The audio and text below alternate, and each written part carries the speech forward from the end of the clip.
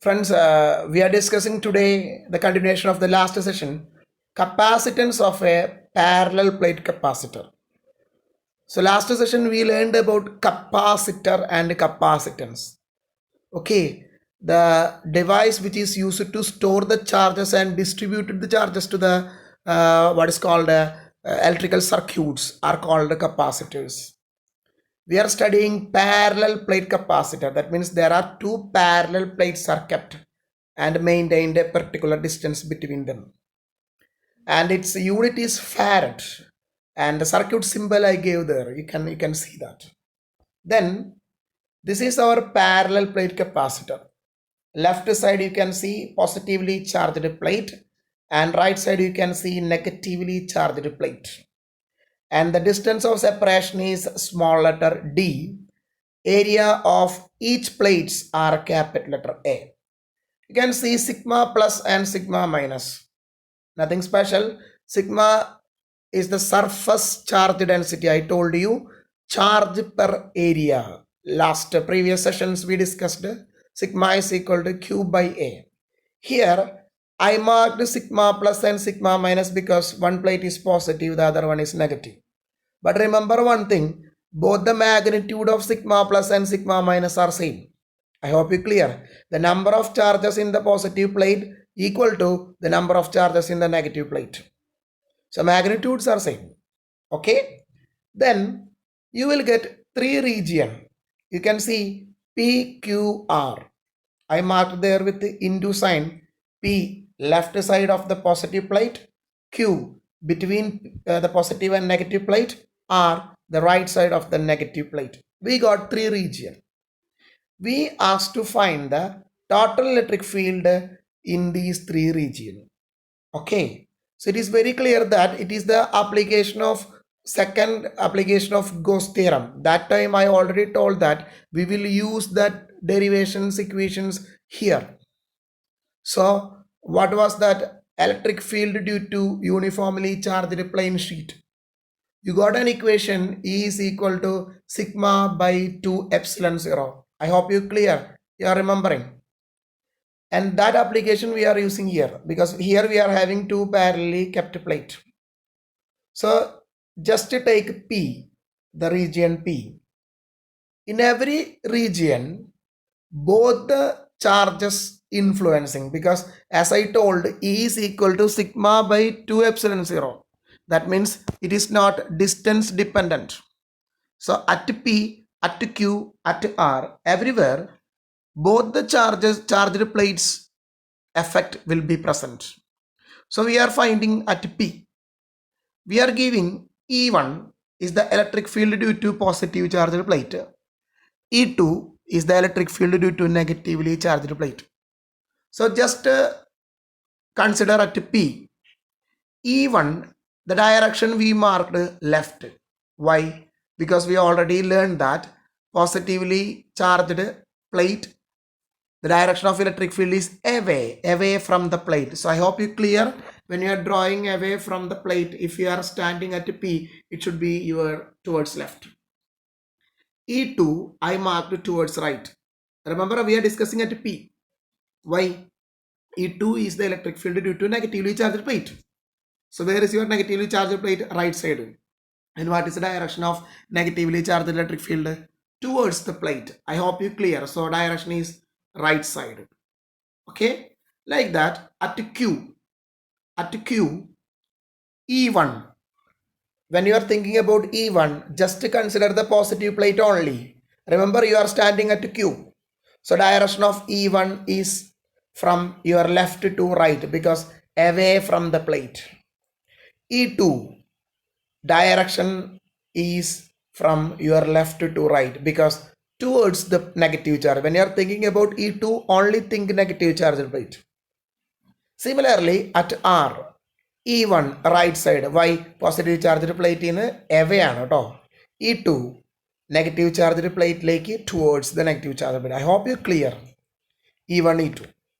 So we are calculating the total electric field at PQR.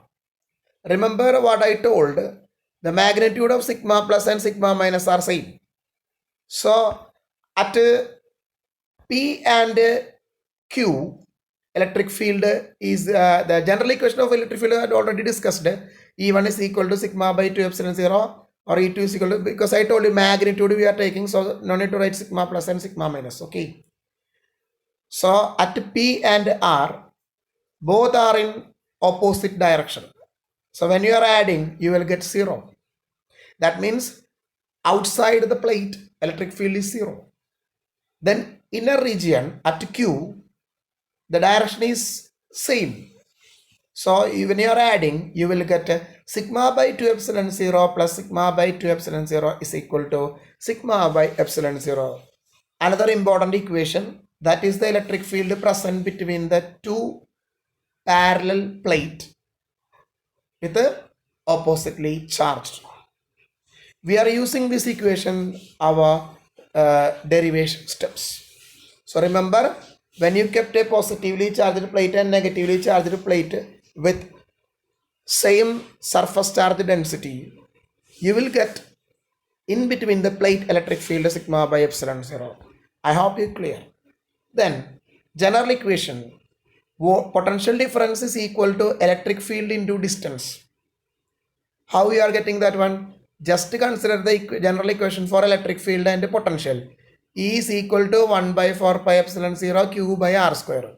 Potential V is equal to 1 by 4 pi epsilon 0 Q by R. Very clear. It is only difference in one distance. So when you are multiplying a distance with electric field, you will get potential. I hope you clear. So V is equal to, instead of electric field, sigma by epsilon 0, and distance between the plate is D here. Okay. Then charge stored, Q is equal to sigma A. How we got? We already told that sigma is equal to Q by A. So Q is equal to sigma A. Then the general equation for capacitance, C is equal to Q by V. Okay. So we are substituting the Q and V in this equation. So Q is equal to sigma A divided by V is equal to sigma D by epsilon 0. You can see in the top. Okay. So that sigma get cancelled and epsilon 0 will go to the numerator. So the final answer of capacitance of parallel plate capacitor, C is equal to epsilon 0 A by D. Very clear, I think. Very important equation. It's epsilon 0 A by D. A, area of the plate. D, distance between the plate. Epsilon 0 is the medium term. I hope you clear. Permittivity I told before. So that stands for medium. Okay. So how can you increase the capacitance of a parallel plate capacitor? By using this equation, C is equal to epsilon 0 A by D. You can say as the area increases, capacitance increases. Distance between the plate decreases, capacitance increases. And epsilon 0, the medium. If you are inserting a medium, capacitance also increases, because epsilon 0 is the minimum value, air. Epsilon 0 stands for air or free space. So when you are inserting any other medium, its value is greater than epsilon 0. I hope you clear. So capacitance will increase. Okay. Then we will discuss the uses of the capacitors. It is used to store the electric charges or electric energy. Constant electric field it can give. That means uniform. If you need a uniform electric field, you have to give these arrangements. Then it is the filter of unwanted signal in the electric circuit that we will discuss in our last sessions. Okay. Then we will discuss capacitance of a parallel plate capacitor with a dielectric slab between the plates. I don't know whether you remembering or not. The last class we discussed about polar, non-polar dielectrics. That time I told you we will discuss dielectric in detail. So what is meant by dielectric? It's an insulator, nothing special. Okay. Is this? I hope you clear. Okay. So we are going to introducing a medium. That means an insulating medium between the plates of the capacitor. You cannot introduce a conductor medium between the plates, because the two plates become short. Short means they will touch, positive negative charges will go or cancel. The what is called the capacitor become vanished, or capacitance of the capacitor becomes 0. So we are using always insulator to fill the space between the plates of the capacitor. So this is the figure that we discussed already, sigma plus and sigma minus positive negative plates separated by a distance d. In between, we are not completely filling the dielectric slab. We are filling a dielectric slab of thickness T. So what is the remaining space width? It is D minus T. I hope you clear. Okay. So what will happen that we are going to discuss? Electric field general equation in the case of air, that means the outside space of the dielectric slab. I think you are very clear that picture is very clear to you. Dielectric slab is in the center. So in the dielectric slab, left right side is filled by air. So the electric field in that region we already derived, E is equal to sigma by epsilon 0. Okay. Then electric field inside the dielectric slab, we are giving E1. Okay. E1 is equal to not sigma by epsilon 0, it is sigma by epsilon. I already told that in the beginning section of this plus 2. If the medium is air or vacuum, we are giving epsilon 0. Instead of that one, any other medium is filling, we are not supposed to give epsilon 0, we should give epsilon. Okay. Here, epsilon is equal to epsilon 0 into K. We already learned that epsilon is equal to epsilon 0 into epsilon r, where epsilon r was the relative permittivity. Instead of that one, here it is K. That means both epsilon r and K are same. Okay, dielectric constant. The name of K is here dielectric constant. Nothing, the term related to dielectric material what we are filling. So instead of epsilon, we give sigma by epsilon 0 K. I hope you clear. Then the equation what we used in previous derivation, potential difference is equal to electric field into distance. Here there are two electric field, E and E1. So we have to add, okay. So E into D minus T. D minus T is the space of the air.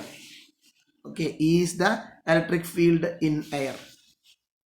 Plus E1, electric field of dielectric material, into the distance for dielectric material is T. I hope you clear. Then instead of E, we are giving sigma by epsilon 0, and instead of E1, we are giving sigma by epsilon 0 K. The common term sigma by epsilon 0 will come out. So we will get V is equal to sigma by epsilon 0 into D minus T plus T by K. I hope you clear. Then same equation, Q is equal to sigma A and C is equal to Q by V. So Q is sigma A, we got sigma by epsilon 0 into D minus T plus T by K. Sigma get cancelled. This is the final equation. C is equal to epsilon 0 A divided by D minus T plus T by K, where T is the thickness of the dielectric slab and K is the dielectric constant. Okay, and we have to deal with some special cases, very important. If we are filling the entire space, that means T is equal to D. I hope you clear. We are filling the entire space, means the whole space is filled by dielectric material. So I substitute. So D is equal to T means that term will cancel. You will get C is equal to epsilon 0 K by D. That means what was the capacitance of the parallel plate capacitor with the air as dielectric medium? It was epsilon 0 A by D. Now it is epsilon 0 K A by D. That means capacitance increased by K. So you should study when the dielectric material is filled between the plates of the capacitor with the dielectric constant K, the capacitance of the capacitor is increased by K. And as we know very clearly, C is equal to Q by V. So as the C inversely proportional to V, that V is the potential. So as the capacitance increases, potential decreases. That means you should say potential decreased by K. When the capacitor increased by K, potential decreased by K. I hope you clear. Then we have to deal with the combinations of capacitors that we already learned in 10th standard. Combination of resistors. Same. We are having three capacitors of different capacitance, C1, C2 and C3 connected series. You know very clearly in that picture, it is very clear, to a cell of voltage V. It is a series connection. Remember, series connection, voltage will divide and current or charge will constant. That you should study. In series connection, voltage will divide, current or charge will be constant.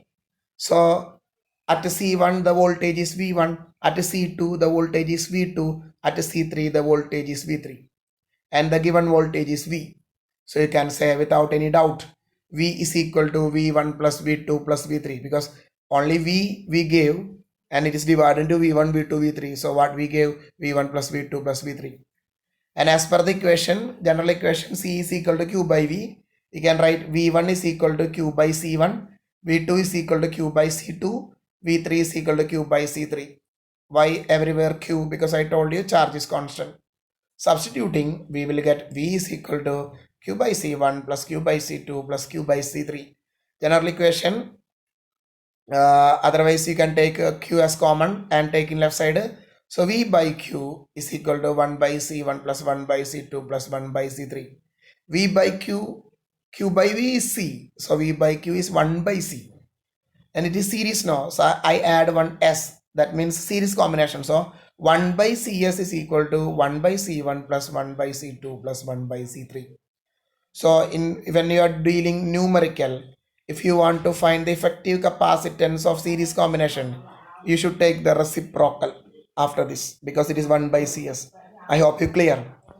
Then in parallel combination, you are seeing three capacitors again, C1, C2, C3 connected in parallel. You understood the series and parallel combinations, and the C1, C2, C3 are the three capacitors and connected with a cell of voltage V.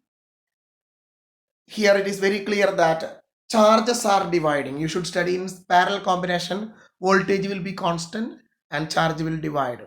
So Q1, Q2, Q3, so total charge Q is equal to Q1 plus Q2 plus Q3. What we gave Q divided Q1, Q2, Q3. So general equation for capacitance, Q is equal to CV. So Q1 is equal to C1V, Q2 is equal to C2V, Q3 is equal to C3V. V is constant, that's why. So substituting, we will get we can cut the V common. So Q by V is equal to C. So C, P for parallel, Cp is equal to C1 plus C2 plus C3. Just reverse of that resistors. If you remembering reverse of resistors series R1 plus R2 plus R3. That is here parallel. Okay. So compare and study. Thank you very much. So we will discuss the remaining portion in the next session. Okay. Thank you very much.